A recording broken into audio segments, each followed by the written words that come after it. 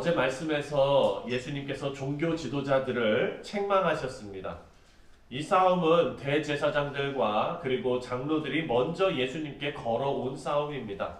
예수님께 무슨 권위로 이 일을 하느냐 하고 따져 물었습니다. 이에 대한 대답으로 예수님께서 비유를 말씀하셨고, 그리고 그 비유가 어제 본문에 나오는 바로 두 아들의 비유입니다. 오늘 본문에서는 같은 내용을 가지고 다른 비유로 다시 한번 이들에게 말씀하십니다. 바로 악한 포도원 일꾼들의 비유입니다. 어제 비유에서 종교 지도자들과 세리들 그리고 창녀들을 말씀하셨는데, 오늘 비유는 그 범위가 더 넓어집니다.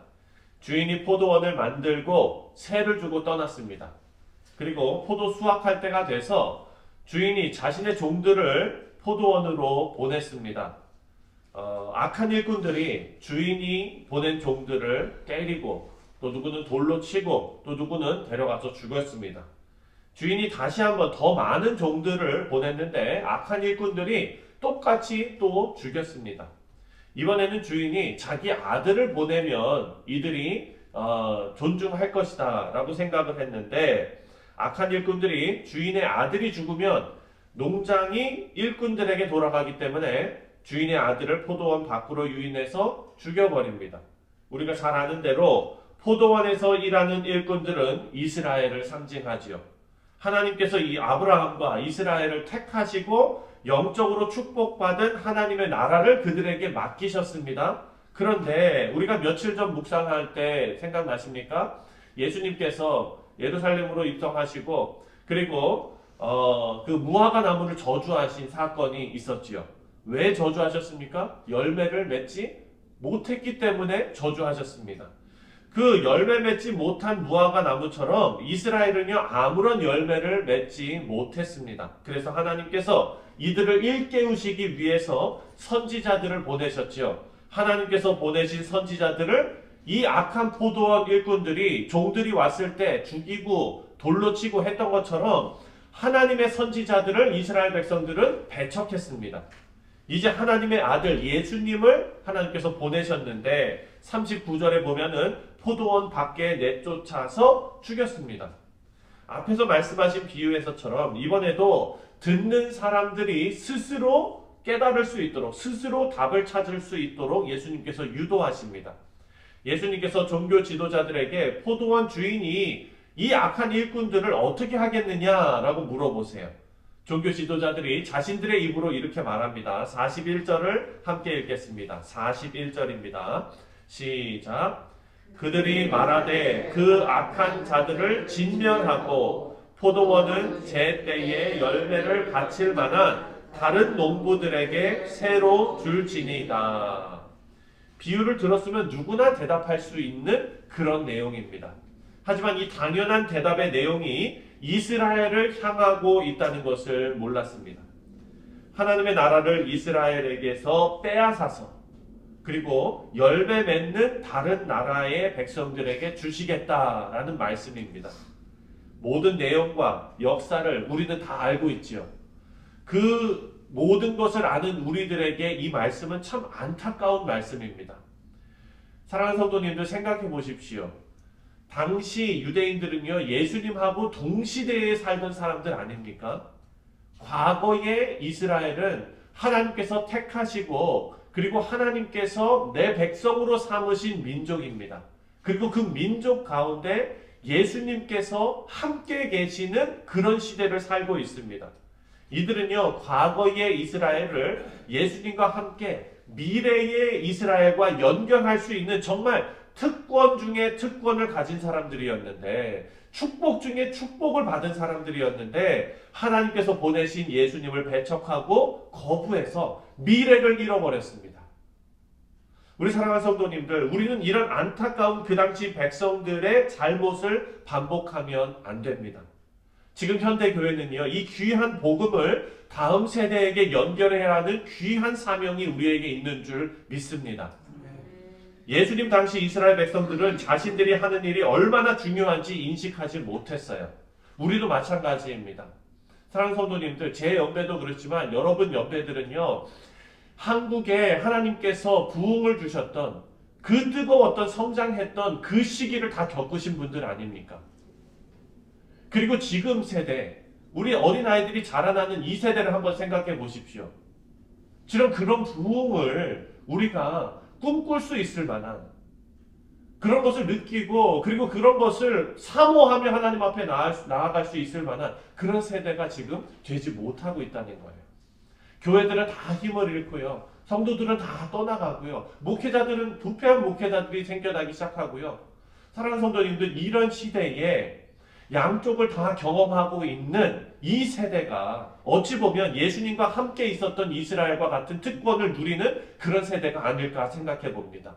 그렇다면 우리는 똑같은 잘못을 반복해서는 안 되겠다라는 생각이 우리 가운데 있어야 될 줄 믿습니다. 이 일이 너무나 중요한 일인 것을 우리는 자꾸 잊어버릴 수 있지요. 과거를 거울 삼아서 우리 현재의 사명을 잘 완수해야 될 줄 믿습니다. 오늘 말씀을 보면 인간의 실패에도 불구하고 예수님께서 하나님의 뜻을 이루어내시는 것을 보여주십니다.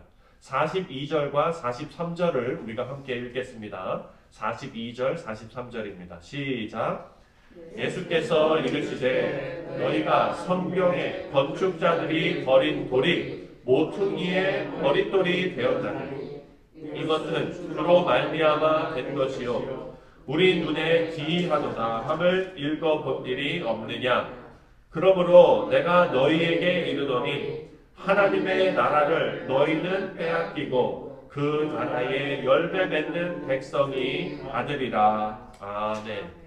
건축자들이 버린 돌이 상징하는 분은 누굽니까? 바로 메시아이신 예수님입니다.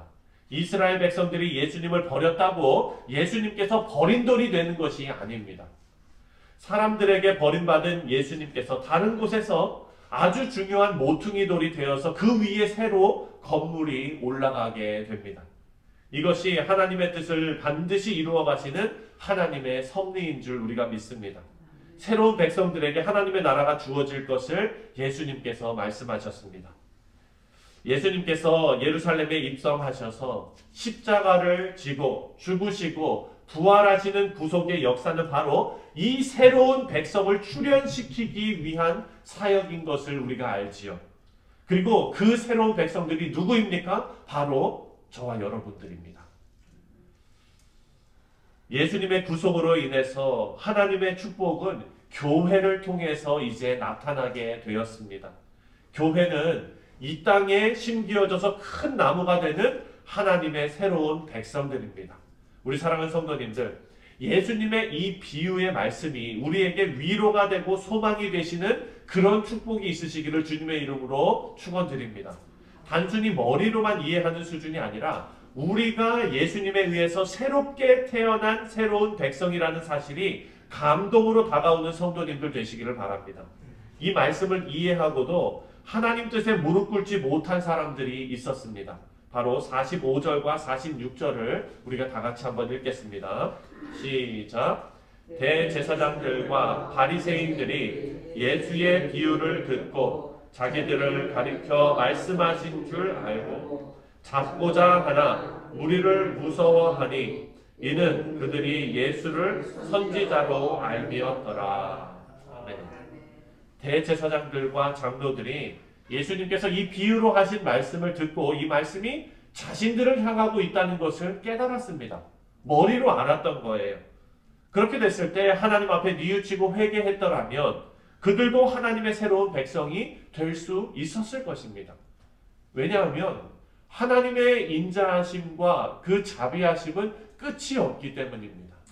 여러분, 우리의 죄악이 아무리 주홍빛과 같더라도 하나님의 인자하심은 new every morning, 아침마다 새로운 것이 하나님의 인자하심과 자비하심입니다. 예수님 앞에 엎드릴 생각이 아니라 예수님을 잡아 죽이려는 마음이 그들에게 생겼습니다. 이것이 너무나 불행한 마음입니다. 사랑하는 성도님들, 바라보 기도하기는 복음을 듣는 우리의 마음이 강팍한 마음이 아니라 옥토와 같이 부드러워져서 하나님의 말씀을 매일 읽고 묵상할 때마다 그 말씀이 깨달아지고 나에게 주시는 생명의 말씀으로 받을 수 있는 은혜 충만한 우리 성도님들 다 되시기를 주님의 이름으로 축원드립니다. 오늘 하루가 이 주어진 말씀으로 생명을 얻어 살아가시는 그런 하루가 되시기를 다시 한번 주님의 이름으로 축원드립니다. 기도하겠습니다.